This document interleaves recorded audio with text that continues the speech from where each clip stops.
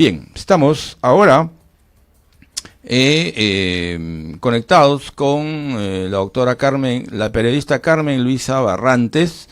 Con ella vamos a comentar un tema que es importante tratar, porque tiene que ver con una situación que hace varios meses se denunciaron a nivel de los medios sobre niñas aguajún que son víctimas pues de abuso sexual y que hasta el momento no reciben apoyo en cuanto a las denuncias que han señalado contra sus agresores, ¿no? Todos nos acordamos del ministro de Educación Morgan Quero, ¿no? Ya, muy bien, vamos a conversar con Carmen Luisa Barrantes sobre esta situación. Muy buenos días, Carmen, bienvenida a Diálogo Ciudadano. Buenos días. Buenos días, Francisco. ¿Qué tal, Carmen? Cuéntanos, Carmen, esta situación que es una situación pues bien complicada, ¿no? Porque las niñas aguajún, las familias afectadas por esta situación son peruanos y peruanos como todos nosotros y tienen los mismos derechos, ¿no? Y tienen la obligación, el Estado peruano, de atenderlos, ¿no? Esta denuncia ya, digamos, de hace varios meses que tiene como antecedente varios años atrás de abuso sexual de las niñas aguajún, aparentemente, ciertamente, no están siendo atendidas por el Estado, porque hay varias denuncias contra los agresores y al parecer no hay un avance sustancial. Mira, Francisco, tiene absoluta razón y la situación es francamente preocupante, principalmente en relación a la atención a las víctimas. Y ahí yo quisiera diferenciar dos situaciones. Una situación son los casos y otra es la atención a las víctimas. La atención a los casos va avanzando. Es innegable que hay un avance. Pero la atención a las víctimas, que son la razón de ser de la denuncia, a tal punto que hemos identificado 2 casos de suicidio de lo que escuchábamos hablar, digamos, con rumores, porque la data no se sincera respecto a esta situación de las víctimas. Entonces hay una confusión en realidad muy grande, porque sí, pues se habla de más abogados, se habla de que hay comisión, la comisión 1, la comisión 2, la revisión de la infraestructura, cierta ayuda material, ¿no? En general para la población, pero el tema de las víctimas hay un silencio total, o sea, no se sabe cuántas víctimas el Estado ha atendido de las 524 que originalmente se denunció. Pero lo que sí se sabe es que 2 se han suicidado. Sí, pues. Una el 2022 y otra el 2024 en plena acción, en plena intervención del Estado. Francisco, no hay enfoque centrado en la víctima. Hay un enfoque de persecución, lo cual estamos de acuerdo, pero la sensibilidad tiene que estar por el lado de las víctimas. Exacto. Claro, tú dirás, y nos diremos, atender a 524 es un desafío. Es un desafío, sí. Exacto, y es una deuda social. Carmen, ¿qué situación o qué medidas concretas se van a establecer en los siguientes días? Porque esto sí, hace poco han vuelto a tocar el tema y al parecer se ha avanzado en un aspecto un poquito, pero en el otro nada, ¿no? Y hasta el punto que varias víctimas de violación sexual conviven con sus agresores en sus casas. Algo increíble, ¿no? ¿Qué cosas concretas se están pidiendo y se pueden hacer? Mira, hay diferentes situaciones. La de los suicidios, me quiero detener en esto porque el último suicidio sucede en pleno auge de las acciones, digamos, oficiales. Es decir, visitas de ministros, de congresistas, comisiones que se han formado. O sea, ¿cómo se puede suicidar una víctima que se ha armado de valor, una niña de 15 años, porque es víctima de acoso por los familiares del agresor? Entonces, no hay un análisis de riesgo. ¿Qué medidas? ¿Qué medidas es activar el sistema de protección y armar un programa de reparación y restitución de derechos? Mientras solamente se vea el lado jurídico y de persecución y mientras se atienda a la víctima en tanto testigo, y eso también hay que diferenciarlo. Lamentablemente, en los temas de violencia, la testigo principal de violencia sexual es la víctima. Claro. Y claro, se le atiende, pero se confunde la atención, comillas, y ahí lo pongo en comillas, que se le da, mientras va a declarar, mientras va a la cámara Gesell, pero la cámara Gesell no la atiende a ella, atiende el caso. Claro. Entonces lo que tenemos que diferenciar en el Perú, y tenemos que diferenciar incluso los activistas sociales, es que no se está atendiendo a las víctimas, se está atendiendo a los casos. Y que es una demanda también del movimiento de mujeres y de los derechos de las víctimas atender los casos jurídicamente, sí, pero atenderlas socialmente, económicamente, es la deuda social que tenemos con ellas. Son los derechos humanos de las víctimas y para eso se necesita un programa de reparación, un programa de restitución de derechos que las acompañe. ¿Cuál es una de las propuestas que se está manejando?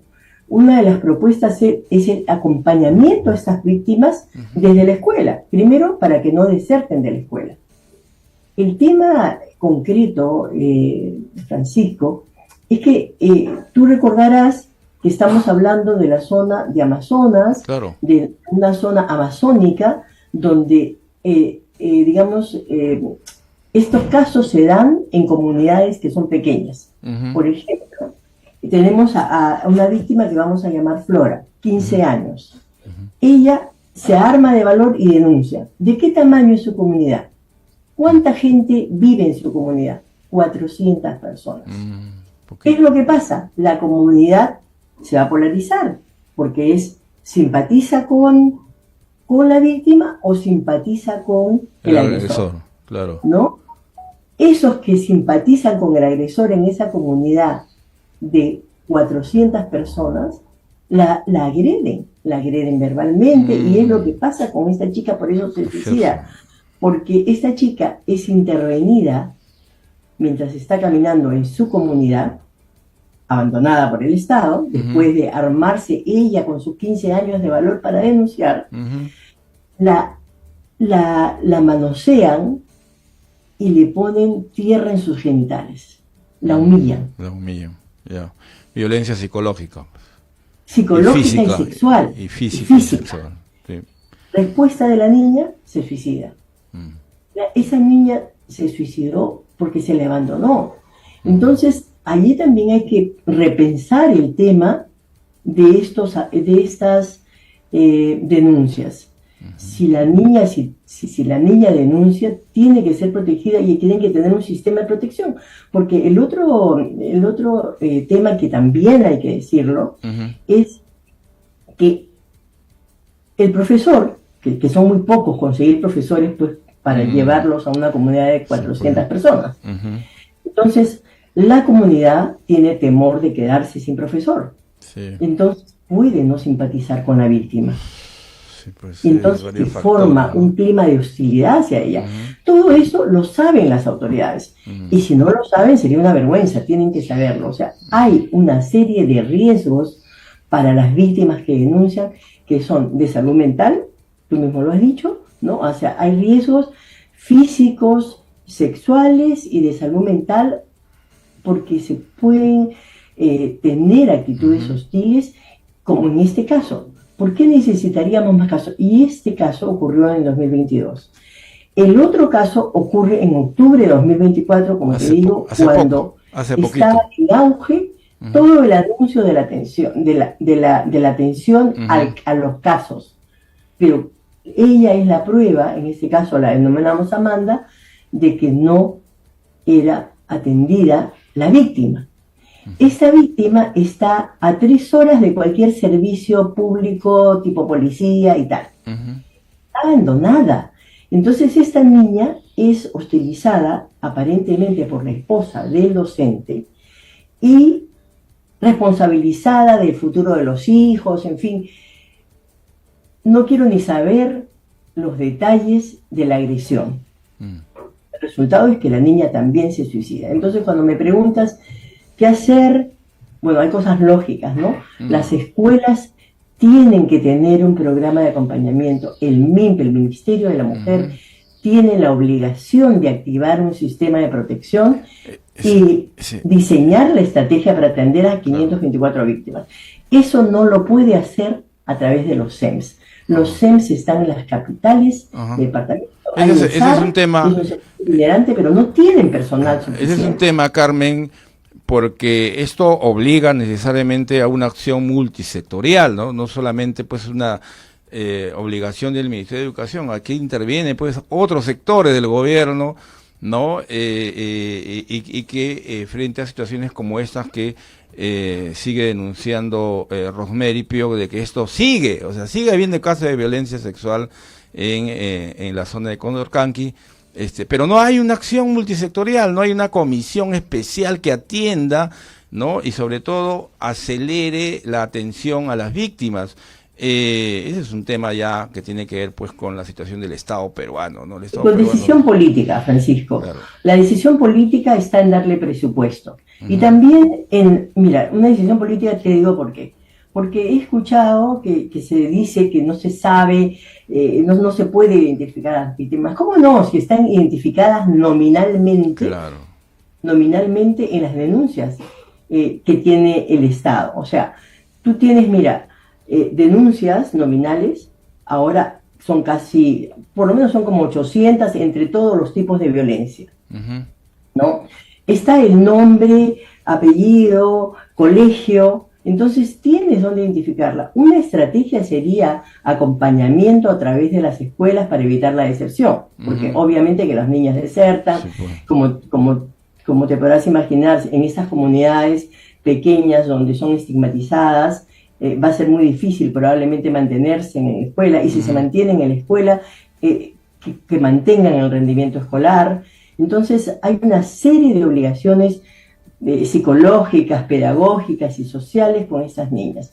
Pero insistimos en un programa de reparación, en un programa con presupuesto, y que no nos centremos en la persecución jurídica y en la atención de la niña adolescente que valiente y guerrera levanta su voz y que luego es dejada a su suerte.